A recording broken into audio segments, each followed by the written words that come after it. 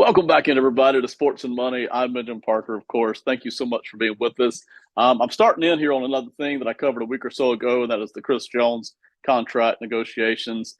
And I really didn't think I would be making another video on this. I kind of sort of thought it might be wrapped up by now, but it's not. Last I looked, and again, these things can change at any moment, but last I looked, the Chris Jones contract still isn't fixed, and who knows how long that'll drag on for. So I really want to cover, typically I cover more of the general manager angle type stuff, the planning, the strategy, the numbers, things like that. And there will be some overlap from my previous video, but I really want to talk about tonight more from the Chris Jones angle. As we've watched the season start here and things go from, well, training camp holdout to, wow, he actually missed the first game. Oh, by the way, Kansas City lost that first game. And even in the week leading up to it, we saw him, talking to reporters, I think at a charity event, something like that. And we saw him trying to explain that it really couldn't make everybody happy. And then again, after he's sitting in the suite on Thursday night with a couple of, I think, his representatives sitting up there with him as well, while the Chiefs are losing to the Lions, you can really start to see the vitriol start to kind of pour out here, not from everybody, but from some corners of the football world here. And I really want to talk about what I would like to see Chris Jones continue to try to do. And again, as with all athletes, you should do what's best for you. Nobody at the end of the day can really tell you what is best for you within reason. But I do want to talk about what I would love to see for Chris Jones here over the next few days or weeks, and really for everybody involved, Chris Jones and the Chiefs too. But we're going to get to a lot of numbers later on. But let me just start out with keeping it very simple and clear. Maybe for those of you who don't want to dive into a lot of numbers like I tend to do, I would really love to see Chris Jones continue to hold out until he gets what he reasonably thinks he should be getting, whatever that is. And we'll talk about what number that is. But until Chris Jones is happy, then Chris Jones shouldn't be back out on the field. And I really don't even want to see him. I know he said that he would be holding out until week 8 or whenever the deadline is for not being able to count as a whole season and being able to kind of get that chance to move on. I really would like to see him not step on the field until he gets a fully guaranteed deal for 2 or 3 more seasons. Not having a fully guaranteed deal as he plays out the rest of 2023. It financially might be good for him if he can make it through. But then again, if he picks up an injury, which is very possible for a guy who's 29, especially for a guy who missed training camp, if he were to pick up an injury, say in November or December, and never fully recover from that, then the money that he might would make next offseason would certainly go down. So I'd love to see him get a deal before that week 8 instead of just trying to play out. But he's still got that option. If he wants to, he's got a contract for this season. He can get back on the field. He can ride it out, then risk the chance of the Chiefs franchise tagging him or not. And then he can try to make some more money next offseason if he can hit free agency. So that's one way to play it out. Now, the other way to play it out is that you just compromise. You go ahead and take whatever. Basically, you got something closer to what the Chiefs are offering, and you just live with it, and that's okay. He'd still be a pretty rich man doing that. But obviously, Chris Jones has a number in mind, and I encourage all athletes within reason. If you've got a number in mind, and you feel like that's a number that you really want to try to hit or get closer to that number than whatever number you're being given from your team, you should try to stick that out. You should try your best to get that until it just becomes not plausible for you anymore. And people aren't going to like that. Listen, I'm sure, even though the Chiefs teammates haven't spoken out about it, I'm sure some of his teammates don't like that. I know there are Kansas City fans, not all of them, but I know there's a segment of Kansas City fans who are really upset about that. And we even know from different places around the football universe that there are some, I guess you call them innocent bystanders like me, who are criticizing him for that. And I'm not criticizing him for that, but some people will. Some people already have, and even criticized him showing up there at the stadium. And my viewpoint is that, like he said to reporters a few days ago, when you do something like this, you're not going to make everybody happy. And you have to decide what's best for you. And, whether Chris Jones were my father or my brother or my son or the player that I was represented as an agent, no matter what he was, I would be encouraging him to just, you're going to have to take some harsh criticism at some point. You go after what you think is best for you, and then you get the closest thing you can get to that. So, again, we'll dive into some numbers here in a second, but I encourage Chris Jones for doing what he's doing. And I was okay with him showing up at the stadium. Listen, I get it. If you're a Kansas City fan or even a player, you feel like, hey, he shouldn't be sitting there at the stadium, but he wanted to be there. Maybe he wanted to be there to celebrate that banner they were raising, and maybe he wanted to be there for other reasons, more strategic. Who knows? But he had a right to be there, and I am fully supportive of him being there if he wanted to be. And if he wasn't there, then you can still have people have the same criticism about him that, hey, he's just making it all about himself and he doesn't care about anybody else. Well, at the end of the day, Chris Jones doesn't owe anything to anybody else. He doesn't owe anything to the franchise. He doesn't owe anything to the teammates until he steps on the field. And when he's got a contract he's comfortable with, when he steps back out on the field, that's when he owes something to his teammates. But listen, he doesn't owe anything to anybody. He owes it to himself to do what's best for him and for those, those folks that are in his life, be that his family or friends or whoever that he's looking out for. He owes it to himself. And at the end of the day, if people don't like that, they're just going to have to not like it. And some people aren't going to like that. I think most people understand. I think most people get it, but you're going to have people that are going to be vocal and loud and critical. And, at the end of the day, all of us, whether we're Chris Jones or not, we have to sort out what's best for us. And we realize that not everybody's going to like that. And at the end of the day, you don't want it to be ugly. You don't want it to be mean, but some people are just going to have to not like it. So I encourage Chris Jones to keep doing what he's doing until he can get an offer that's close to something he can be happy with. And if it gets closer to week 8 and he still doesn't have that, then he's going to have to make a decision about stepping on the field with only, no protection for 2024 and beyond, or, accepting something closer to what the Chiefs are offering. So both sides have got some stress to deal with here. And this isn't a criticism of the Chiefs either. This is not a criticism in any way of what Kansas City is doing. Matter of fact, it's a strategy I've recommended for many years is, hey, don't try to hand over boatloads of money to your stars, like the Patriots did for years and years. Keep those contracts as tight as you can. And if you feel like a particular player or several players is going to be making more money than you can compete for Super Bowls with, then it's time to trade them. And so I've recommended that. I still think that's a viable option. That's just a strategy for the team that if they want to follow, they can. I don't think they're trying that right now.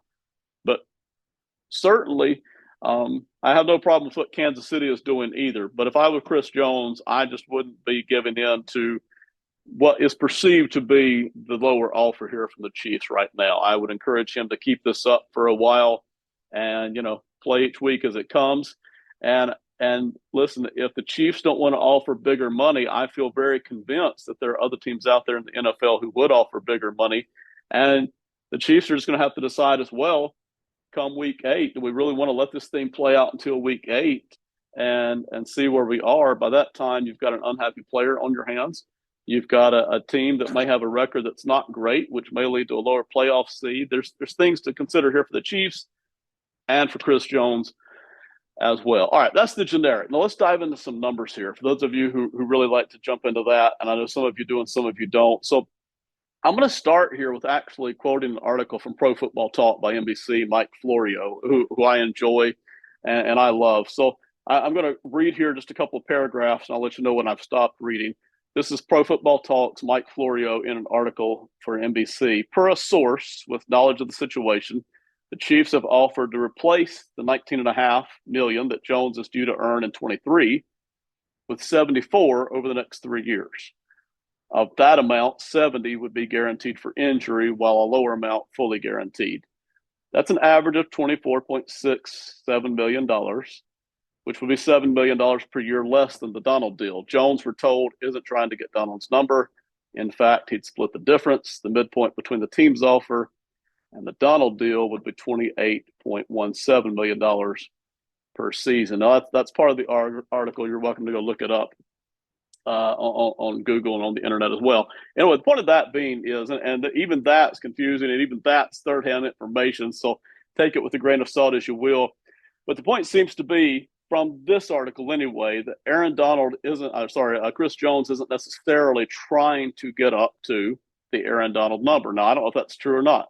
Pro Football Talk is saying that they've got sources telling them that, but that he does want to be closer up to there than what some of the defensive tackles that we've seen recently, even Quinn Williams, have signed.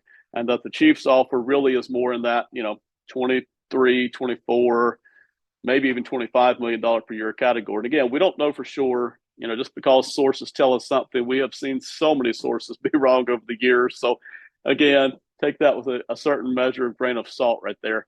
But that's what we're hearing here from at least one well-respected place, is that the Chiefs are trying to keep this offer more in the $24 million ballpark, whereas Chris Jones is trying to be up there somewhere in the $29 to $30 million ballpark. So let's go over for just a second. I did this in the last video, but I do want to remind you again, Quinnen Williams right now is basically making $24 million per season, but even that is tricky. Really, his 24 cap is going to be 20.4.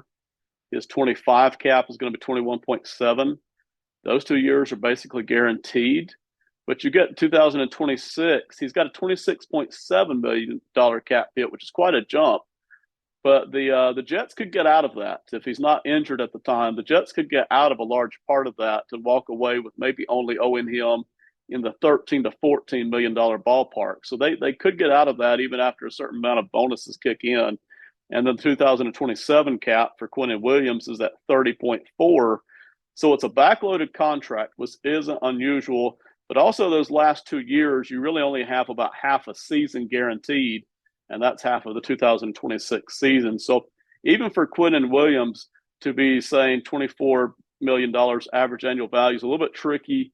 It can certainly skew a lot lower than that. It can even be down in the 22 category for say 2.5 years. Really, is what Quinnen Williams could be as low as. It could be up there in the 24 category. And then the Aaron Donald deal, which again, Aaron Donald is a good bit older. I think 3 years older than Chris Jones. Aaron Donald of the Rams, this year he's making $26 million. In 2024, he's making $34 million. 2025, if he's even still playing, which he may not be, he's a free agent by 2025. The Aaron Donald average annual value is $31.7 million. And if I were Chris Jones, and again, I'm not Chris Jones. Chris has got to do what's best for Chris. But if I were Chris Jones, I would be sticking to my guns here. I would be wanting to be much closer to a $29 million average annual value than I would want to be around 23, 24. When you look at how good Chris Jones is, Quinnen Williams had a heck of a year in 2022. But that was really a career year for Quinnen Williams. He really had not shown that quite to that degree before 2022. He'd shown it in flashes, but 2022 was a career year for Quinnen Williams. He was able to cash that in at the age of 25, now almost 26, to his large deal. Chris Jones has been doing this for a while. Chris Jones has been playing at a very high level for a while and getting to quarterbacks consistently and drawing double teams consistently for a while. And for Chris Jones here to only be making, in the 24 category really compares him a lot closer to Quinnen Williams and to all the rest of the defensive tackles that signed contracts this offseason than it does to Aaron Donald. And I think that his talent level is closer to Aaron Donald. And Chris Jones is about the age that Aaron Donald was, give or take a year, when Aaron Donald signed the big deal, which is still, even 2 or 3 years later here, 2 years later, the Aaron Donald deal is still larger than what Chris Jones is looking at here. So if I'm Chris Jones, and again, I'm not, but if I were Chris Jones, 2 things I would be looking for. I would want to be much closer to $30 million per season, 28, 29, than I would down in the 24, 25 category. And that's just one thing that I would really want to stick to my guns on. And I think if I can't get it from Kansas City, I think I can get it from somewhere else. And again, you never know, but that's what I would be looking at. The other thing, and this is really a big sticking point. So Chris Jones, I mentioned, is signed for 2023. Anytime he wants to, he can step back on the field. His paychecks start coming in again. I think they're a little over $1 million per game, if I remember right, whatever it comes out to be. And he starts playing again. Everything is back to normal for this year, but he has no contract for next year, so you run that risk of injury. If you just take what the Chiefs are offering right now, you've compromised by a good bit. And again, I don't know what the Chiefs are offering. They may be closer to 28 than I realize. But again, this is just from what we're hearing. So he can step on the field anytime he wants to, gets paid for this year, makes a lot of money for this year.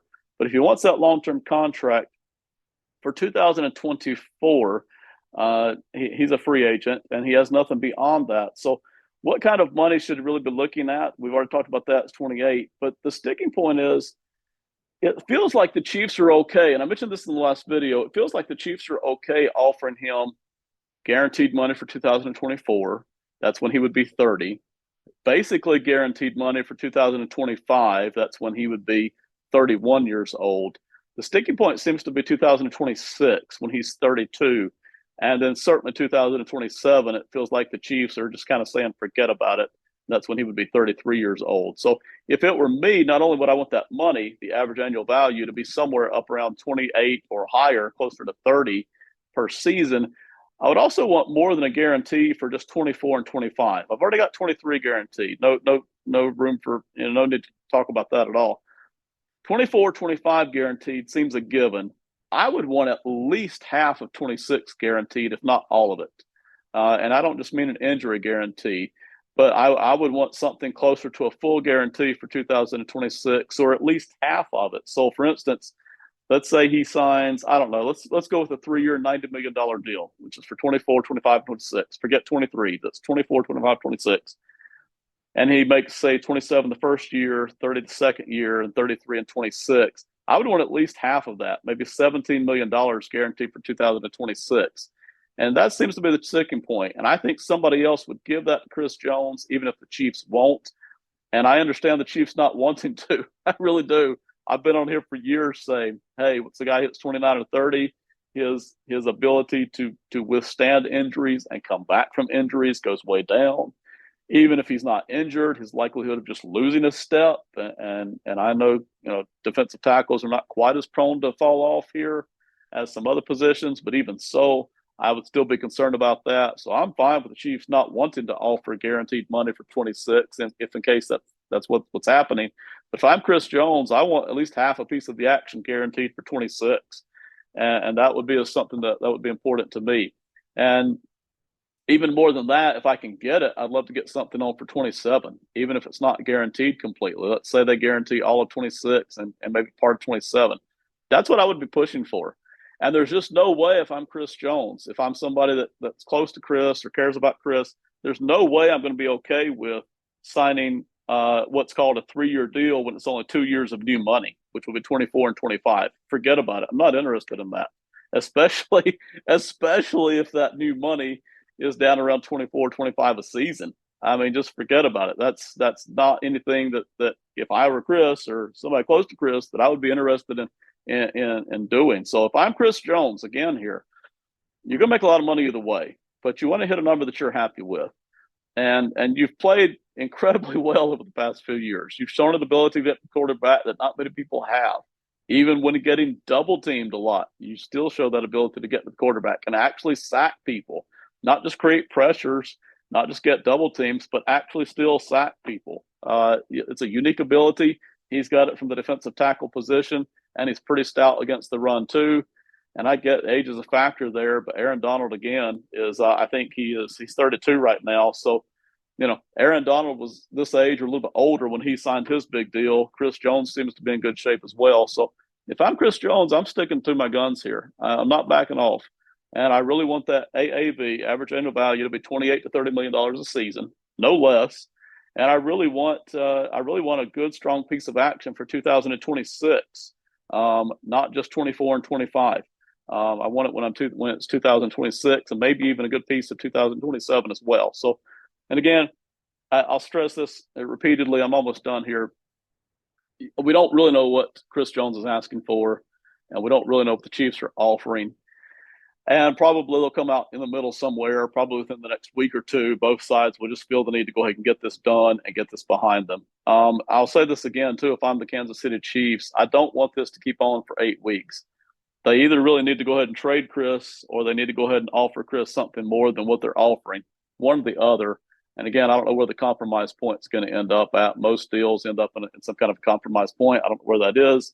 I expect it here in a week or two to happen. If I'm Kansas City, again, even though I'm encouraging Chris Jones to stick with his guns here, if I'm Kansas City, I'm fully open to trading Chris and just resetting the roster. At some point, life without Kelsey and life without Jones is going to begin. You've already hit life after Tyreek Hill won a Super Bowl that way. People are saying, well, you can't win a Super Bowl this year without Chris Jones. I agree. You're not going to win a Super Bowl this year more than likely without Chris Jones. But if you had the draft picks from a Chris Jones trade, and you had that new cap space available, and you had the entire 2024 offseason to kind of start to rebuild the team in a different way, you would be just fine because you got Mahomes, you got Andy Reid, you have a number of other good players on the team. So at some point, this has to start, whether it's now or whether it's next off season or 2 or 3 years from now. That just depends on all the parties involved. But anyway, I've jabbered on a good bit here. I've enjoyed it. I really appreciate all you listening. We've gone into all kinds of numbers here. We could deep dive even further, but I think that's enough. I think we've covered everything. I'm on a number of platforms these days. Arena in the Boardroom is my newest one. I know you can catch that on LinkedIn, and I'm trying to share that on Twitter X. My Twitter X handle is, I think, Ben Park 79 at Ben Park 79. I'm sorry, I don't know that better, but that's what is coming into my head. If you want to follow and catch any of the details. And then we're doing 2 podcasts as well. I'm part of 2 different NFL podcasts, which is the Stat Sheet podcast and the Odds On Favorite podcast, which you can catch on Apple and Spotify. All right. Thank you, everybody, for listening. I've enjoyed it. We will see you on the next time. Have a great one. Bye.